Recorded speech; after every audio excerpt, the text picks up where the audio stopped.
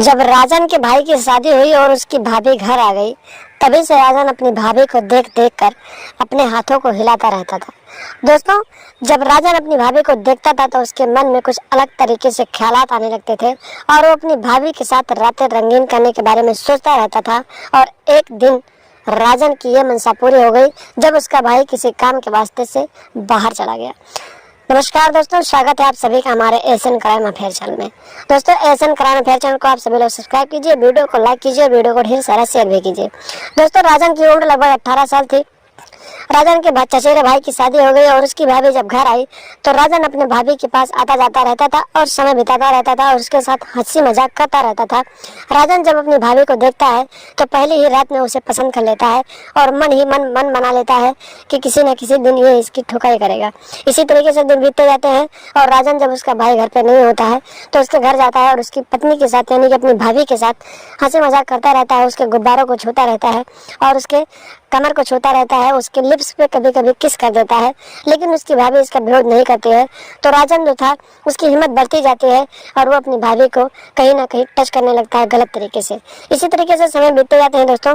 धीरे धीरे कहीं ना कहीं राजन के भाभी का भी दिल करने लगा था, मन करने लगा था कि वो अपने देवर के साथ अपनी गेम को बजवाए, लेकिन उसका पति रहता था तो उसे ये मौका नहीं मिल पाता था। एक दिन राजन ने अपनी भाभी से कहा कि भाभी, मुझे तुमसे कुछ बात करनी है। उसके बाद उसकी भाभी कहती है कि ठीक है, जो बात करनी है बाद में करना।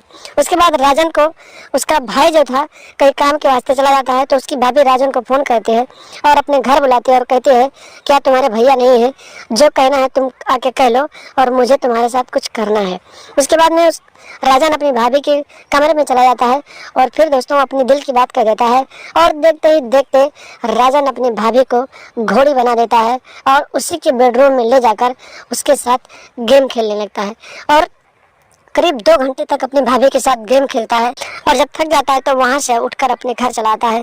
इसी तरीके से देवर भाभी का कारनामा चलने लगता है और एक दिन राजन जब अपनी भाभी का गेम बजा रहा होता है तभी अचानक उसका भाई पहुंच जाता है और उसका भाई जो था इन बातों का विरोध करने लगता है। जब उसका भाई इन बातों का विरोध करने लगता है तो राजन और उसकी पत्नी के साथ मिलकर कहीं ना कहीं प्लान बनाता है कि हम दोनों के बीच में एक कांटा बन रहा है, इसे इस दुनिया से मिटा देते हैं। और उसके बाद राजन की पत्नी अपने देवर के साथ मिलकर अपने पति को ही मौत के घाट उतार देती है और फिर ये दोनों अपने आप को एक दूसरे के साथ कंसल्ट कर लेते हैं और घर से फरार हो जाते हैं। तो दोस्तों, सावधान हैं, सतर्क रहें, अपना और अपनों का ख्याल रखें।